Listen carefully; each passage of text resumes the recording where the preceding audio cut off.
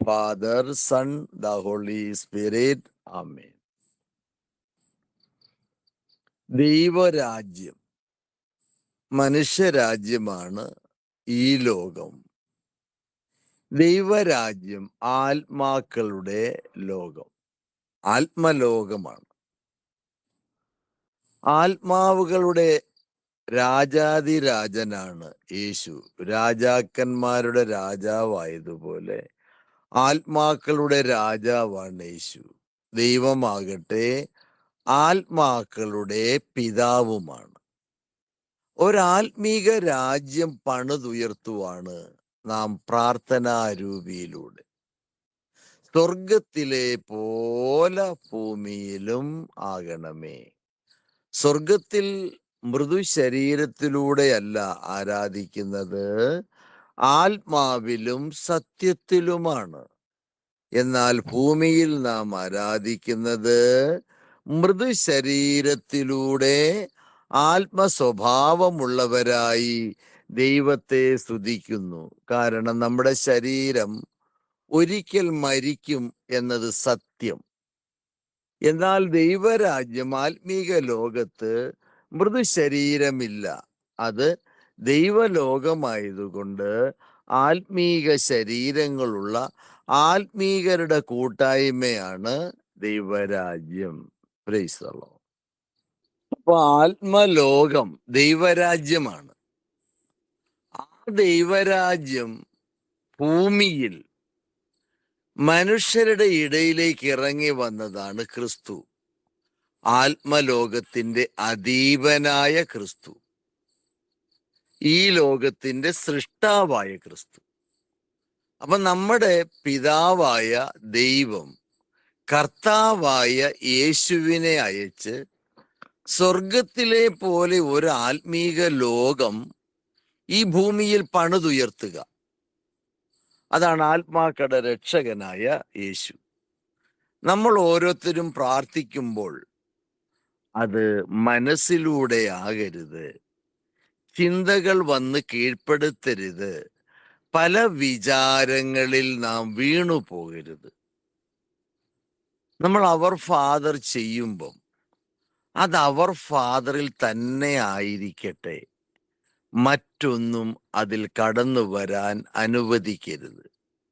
നിങ്ങൾക്ക് എന്നെ കൂടാതെ ഒന്നും ചെയ്യാൻ സാധ്യമല്ല എന്ന തിരുവചനം നമ്മൾ ധ്യാനിക്കുകയാണെങ്കിൽ, നമ്മൾ എന്തെങ്കിലും ഒന്ന് ചെയ്യുന്നെങ്കിൽ അത് യേശുക്രിസ്തുവിലൂടെ മാത്രമാണ്.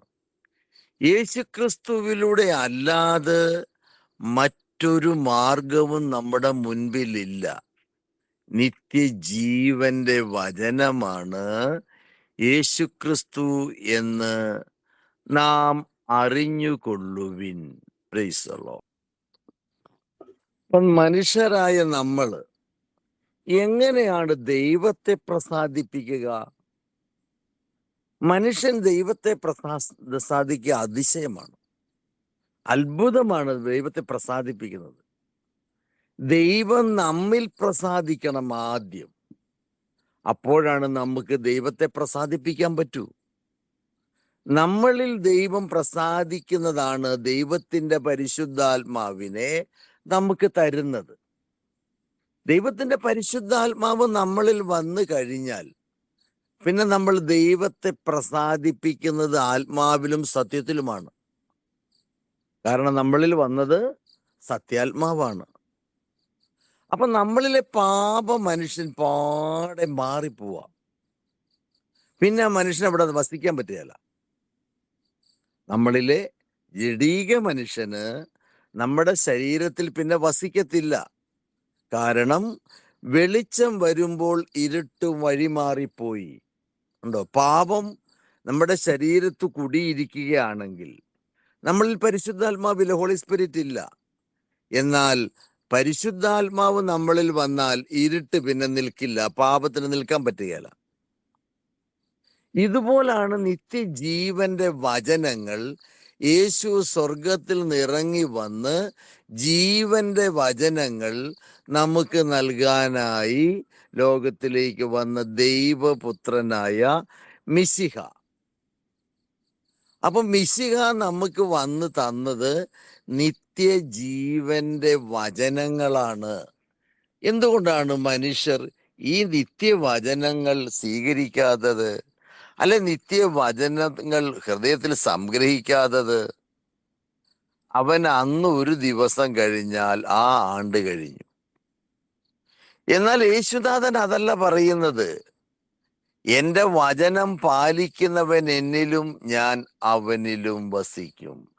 അവസാന ദിവസം ഞാൻ അവനെ ഉയർപ്പിക്കും. അവന് ശിക്ഷാവധിയില്ല. പ്രത്യുത അവൻ ജീവനിൽ പ്രവേശിച്ചു. അപ്പം ദൈവത്തിന്റെ ആത്മാവ് നമ്മളിൽ വന്നു കഴിഞ്ഞാൽ നാം നിത്യജീവനിൽ പ്രവേശിച്ചു. Praise the Lord. ഇനി എന്താണ് ഈ ദൈവരാജ്യം? നമ്മുടെ ഹൃദയത്തിലാണ് ഈ ദൈവരാജ്യം. മനുഷ്യന്റെ ഹൃദയമാണ് ദൈവത്തിന്റെ വാസസ്ഥലമെങ്കിൽ ദൈവരാജ്യം നിങ്ങളുടെ ഇടയിലല്ല. ക്രിസ്തു പറയാണ് നിങ്ങളിൽ തന്നെയാണ്. അപ്പൊ ഒരു മനുഷ്യന്റെ ഹൃദയത്തിൽ ദൈവരാജ്യമുണ്ട്. അതുകൊണ്ടാണ് യേശു ജെറുസലേം ദേവാലയം 40 സംവത്സരങ്ങൾ കൊണ്ട് പണിത ജെറുസലേം ദേവാലയം 3 ദിവസം കൊണ്ട് ഞാനിത് പുനരുദ്ധീനിപ്പിക്കുമെന്ന് പറഞ്ഞു. അവരോർത്ത് ജെറുസലേം ദേവാലയത്തെ പറ്റിയാണ് യേശു പറഞ്ഞത്. എന്നാൽ യേശു പറയുന്നത് തൻ്റെ ശരീരമായ ദേവാലയം. കണ്ട, ഒരു ശരീരം, ക്രിസ്തുവിന്റെ ശരീരം എന്ന് പറയുന്നതാണ് യഥാർത്ഥ ടെമ്പിൾ, യഥാർത്ഥ ദേവാലയം. അല്ലാണ്ട് ഒരു ശരീരമല്ല ക്രിസ്തു പറയുന്നത് തൻ്റെ ശരീരത്തെ പറ്റി. പരിശുദ്ധമായ ദേവാലയം, ദൈവം വസിക്കുന്ന ആലയം നിങ്ങളുടെ ഹൃദയം. അപ്പൊ നമ്മുടെ ഹൃദയത്തിലാണ് ദൈവം വസിക്കുന്നത്. നമ്മുടെ ശരീരമാണ് യഥാർത്ഥ ദേവാലയം. മനുഷ്യന്റെ യഥാർത്ഥ ദേവാലയം എവിടെന്ന് ചോദിച്ചാൽ അവന്റെ ഹൃദയമാണ്. യഥാർത്ഥ ചർച്ച് അവന്റെ ബോഡിയാണ്. അപ്പൊ നമ്മുടെ ബോഡി നമ്മൾ എത്ര ഭക്തി നിർഭയമായി അത് സൂക്ഷിക്കണം. അത് നഗ്നത പ്രദർശിപ്പിക്കാനുള്ളതല്ല, ബോഡി മനോഭാവങ്ങൾക്കുള്ളതല്ല. ബോഡി ശുദ്ധിയായിരിക്കണം, മനസ്സ് ശുദ്ധമായിരിക്കണം, ആത്മാവ് ശുദ്ധിയായിരിക്കണം. ദൈവത്തിന്റെ ശക്തി കടന്നു വരുന്ന പ്ലേസാണ് നമ്മുടെ ശരീരം. അപ്പൊ ഈ ശരീരം യഥാർത്ഥ ടെമ്പിളാണ്, ദേവാലയമാണ്, ദൈവത്തിന്റെ ആലയമാണ്. അതുകൊണ്ട് ആ നാവെടുത്ത് നമ്മൾ അനാവശ്യ വാക്കുകൾ പറയരുത്. മനസ്സ് കഠിനമാകരുത്. സഹോദരനോട് ക്ഷമിക്കാൻ കഴിയാത്തതൊന്നും വെക്കരുത്. പാപം ചിന്തിക്കരുത്. അശുദ്ധി വരുത്തരുത്. വികാര വിചാരങ്ങൾ കുന്നുകൂട്ടി വെക്കരുത്. പകയോ വൈരാഗ്യബുദ്ധിയോ ഉണ്ടാകരുത്. കാരണം നമ്മുടെ ശരീരം യഥാർത്ഥ ദേവാലയമാണ്. ഈ ദേവാലയം ദൈവത്തിന്റെ ആലയം. മനുഷ്യന്റെ ഹൃദയമോ ദൈവത്തിന്റെ വാസസ്ഥലം. മനുഷ്യന്റെ ശരീരമോ ദൈവത്തിന്റെ ആലയം. അപ്പൊ നമ്മൾ ആരാണ് സത്യത്തിൽ? ദൈവവചനം വസിക്കുന്ന ദൈവമക്കളാണ് യഥാർത്ഥ ദൈവീകർ. അവർ ദൈവത്തോട് കൂടെ ആയിരിക്കുന്നു, ദൈവത്തോട് കൂടെ നടക്കുന്നു, ദൈവം അവരോട് കൂടെ നടക്കുന്നു, അവർ ദൈവത്തോടു കൂടെ നടക്കുന്നു. ദേവാലയത്തിൽ ദൈവമുണ്ട്. ഒരു പള്ളി പണിതാൽ അവിടെ ഒരു പ്രതിഷ്ഠയുണ്ട്. ഒരു കുർബാന പ്രതിഷ്ഠിക്കുന്നു, വൈദികൻ ബലി അർപ്പിക്കുന്നു.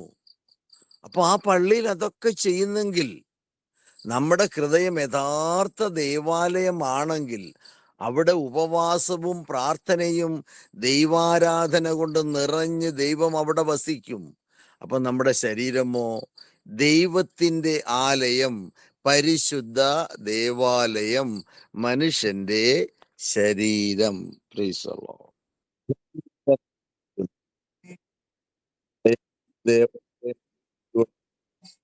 ഈ കാര്യങ്ങൾ നിങ്ങൾ ഗ്രഹിക്കണം.